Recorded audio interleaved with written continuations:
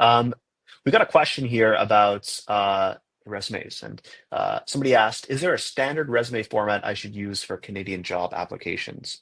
I'll uh, I'll ask Derek what his opinion on this is. Yeah, so the short answer is no, there is no standard resume format. There's some more things to keep in mind in terms of tips you can follow. The first is generally don't include a headshot in your resume in North America. This is common in some countries, like in Europe, for instance. I know that it's common to include a headshot. Not appropriate in North America because it's considered to be like employers always want to avoid discrimination. So don't include a headshot on your resume.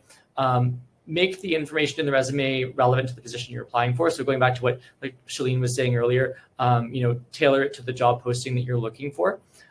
The other thing to keep in mind for your resume as well is to ensure that it's machine readable by applicant tracking systems. If your employer is using like an applicant tracking system, they're going to machine read your resume, and you can. There's certain tips that you can do for that, but and you can purchase templates online and stuff. But essentially, those are the things to keep in mind: is no headshot, tailor it to the position, and then try to make sure that it's machine readable as well. Yeah, the other thing I wanted to mention is there isn't like a perfect resume, even for like a specific job posting or a job position. So don't think about it as like, I just need to get this right in this one form, because hiring managers are people, they're unique individuals. So like one hiring manager might really like a certain resume and another hiring manager might really hate it. So so like to try to think that there's like a right way to do it is not necessarily the case. One resume is not going to apply to every single hiring manager.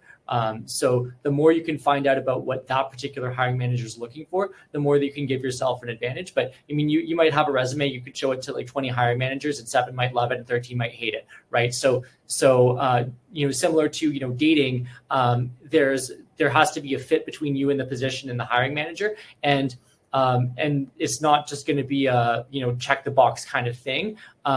People have different perspectives and are looking for different things. So keep that in mind. Great, thanks, Derek. Shalene, anything to add there?